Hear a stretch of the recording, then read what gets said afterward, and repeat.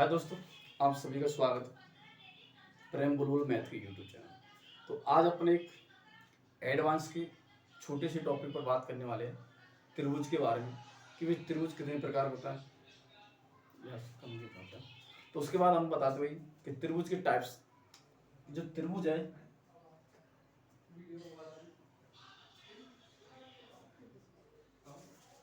त्रिभुज दो प्रकार का होता है, एक भुजाओं के आधार पर, एक कोण के आधार पर। तो मैं आपको बताता हूँ कि पहला अपन बात करते हैं कोण के आधार पर और दूसरा भुजाओं के आधार पर।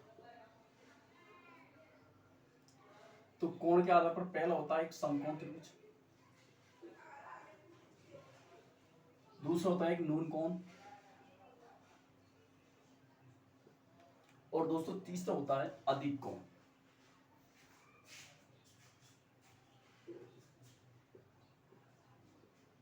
अधिक कोण। अब बात करते हैं भुजाओं के आधार पर। भुजाओं के आधार पर तो समबाहु त्रिभुज होता है। क्या दोस्तों? समबाहु त्रिभुज। दूसरा होता है समद्विबाहु त्रिभुज।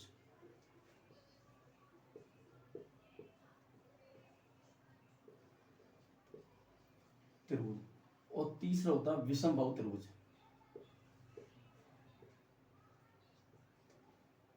और एक और होता है दोस्तों समद्विबाहु समकोण त्रिभुज। इन सभी के बारे में हम चर्चा करने वाले हैं, एक एक चर्चा करेंगे सभी के बारे में। तो आपको समबाहु त्रिभुज के बारे में बता दूं। समबाहु त्रिभुज ऐसा होता है जिसकी प्रत्येक भुजा समान होती है, तो इसका कोण भी समान होता है। जैसे कि ये कोण 60 का है तो ये भी 60 का होगा और ये भी 60 होगा। इसमें आमने सामने मतलब चारों भुजा क्या होती है, तीनों भुजा समान होती है दोस्तों। अब बात करते हैं इसकी भाई समद्विबाहु त्रिभुज। इसके अंदर क्या होता है भाई, दो भुजा समान होती है और एक तीसरी भुजा अलग होती है। जैसे कि ये दोनों भुजा क्या है, समान होती है और ये अलग होती है। जैसे कि यहाँ से मैंने इसकी लंबाई मानी भाई बी और ये ए माना, तो ये भी होता है। अब इसका परिमाप निकालते हैं, वो भी बताएंगे। इसके बाद अपन बात करते हैं विषमबाहु त्रिभुज। इसमें दोस्तों तीनों भुजा क्या है, अलग अलग होती है। इसमें तीनों भुजा अलग अलग होती है। तो इस प्रकार से अपन बात करते हैं। अब बात करते हैं यहाँ पे कि समकोण क्या होता है। समकोण इस प्रकार से होता है जिसका एक कोण क्या भाई 90 डिग्री होता है। ये 90 डिग्री कोण, ये समकोण होता है। न्यून कोण क्या होता है, ये तो हो गया भाई समकोण। अब मैं इसको थोड़ा अंदर की तरफ ले देता हूं इधर, तो ये हो गया। कहने का अर्थ है कि जो 90 से कम बढ़ता है वो कोण न्यून कोण कहलाता है। तो ये मैंने भाई कोई भी थीटा रख दिया भाई, तो ये भाई क्या हो गया। या फिर अपन कह सकते हैं इसको 90 माइनस थीटा, मतलब कि जो कोण 90 उसमें से कोई कोण दे रखा होगा थीटा, उसको 90 माइनस थीटा कर दिया, तो ये हो गया भाई क्या, न्यून कोण होगा। अब बात करते हैं अधिक कोण की। ये होता है समकोण। यदि मैं इसको अधिक कर देता हूँ ऐसे, तो ये कोण बनेगा वो क्या है, 90 प्लस थीटा बनेगा। मतलब ये कोण एक कहने का अर्थ है कि जो 90 से अधिक है लेकिन 180 से दोस्तों कम बढ़ता है, अधिक कोण। इन तीनों की आपको मैंने पहचान बताई, किस प्रकार से अपन ने इसकी पहचान करी हुई। न्यून कोण क्या होता है, अधिक कोण क्या होता है, समकोण क्या होता है। उसके बाद अपन भुजाओं के आधार पर तीन प्रकार से बांटा गया था। समबाहु त्रिभुज इस प्रकार से होता है जिसकी तीनों भुजा समान होती है तो कोण भी समान होते हैं। समद्विभुज में दो भुजा समान होती है, तीसरी भुजा अलग होती है। विषमबाहु त्रिभुज इसके अंदर क्या है, तीनों भुजा अलग अलग होती है। तो अपन एक एक के बारे में चर्चा करते हैं दोस्तों। पहले चर्चा करेंगे समबाहु त्रिभुज के बारे में।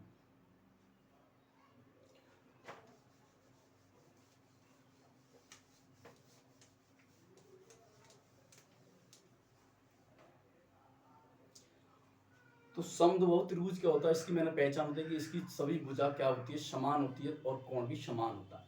तो मैं पहले इसकी बात करता हूँ।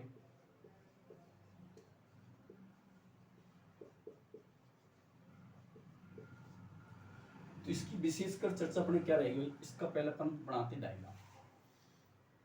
ये इसका डायग्राम हो गया जिसकी प्रत्येक भुजा क्या भाई बराबर बराबर होती है। कोण भी बराबर होता है। मैंने इसको नाम ए दिया, इसको बी और इसको नाम सी दे दिया।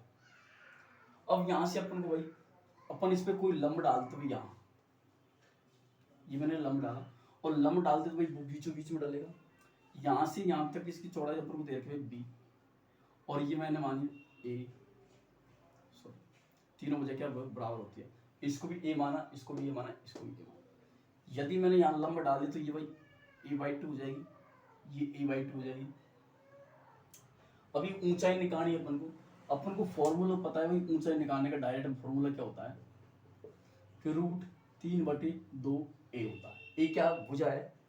फिर अपन को पता है भाई इसका जो एरिया पूछेगा भाई, एरिया पे अपन डायरेक्ट कर सकते हैं। √3/4 भुजा विस्तार होता है। यह भी इसका परिमाप पूछता है,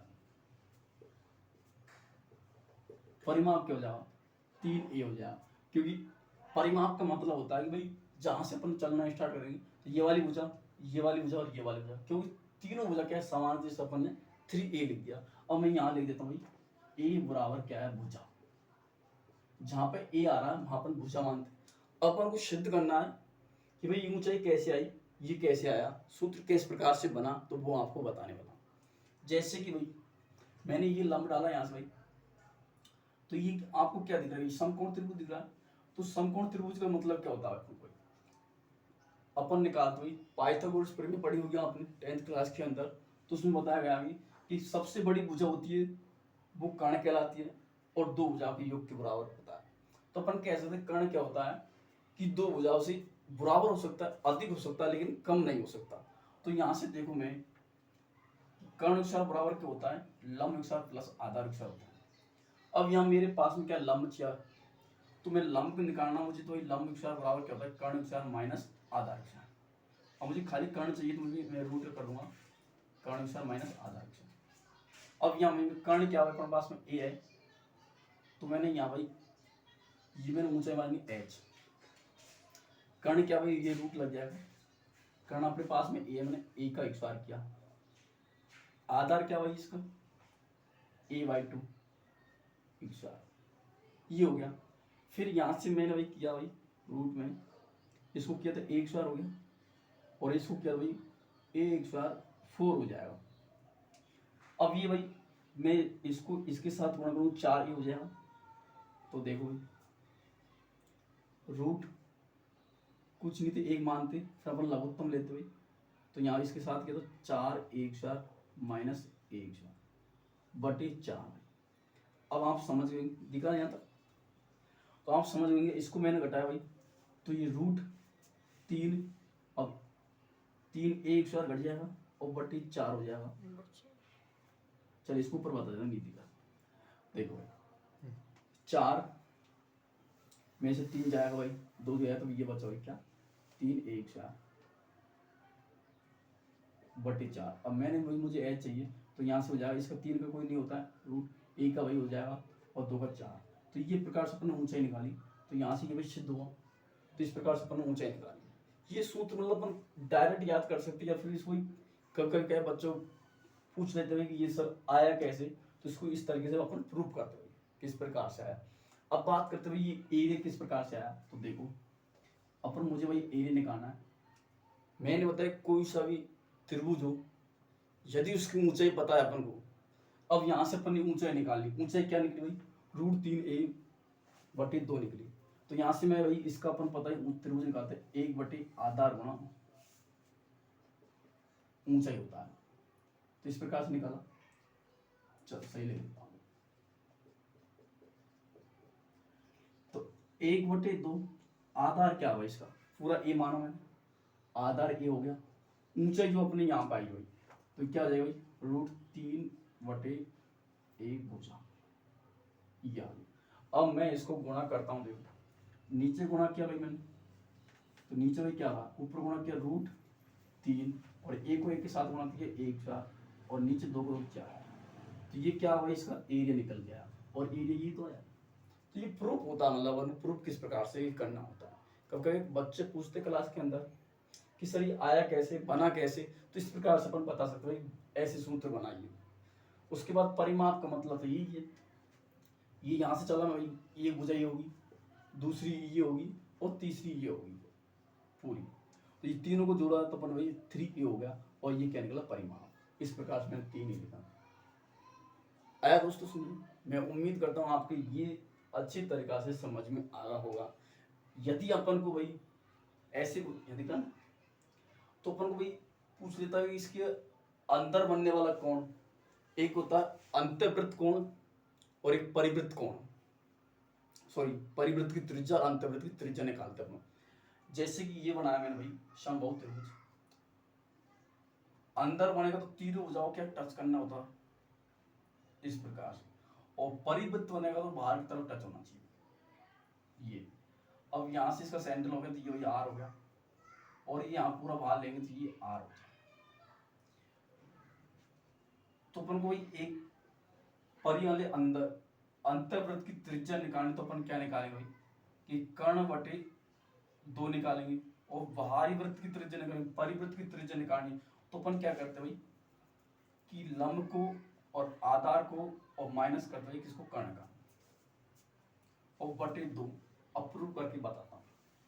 जैसे कि मेरे को कोई भुजा दे दी भाई, मैंने भाई एक ट्रिपल बनाया मैंने कि 6 6 8 10 ये होता भाई 8, क्योंकि दोनों भुजा हुई तीसरी भुजा बराबर होता है कर्ण बराबर। तो यहाँ से मुझे भाई मैंने देखा यहाँ ये 6 दे दी, ये 8 दे दी, ये 10 दे दी, तो ये आधार हो गया, ये लंब हो गया।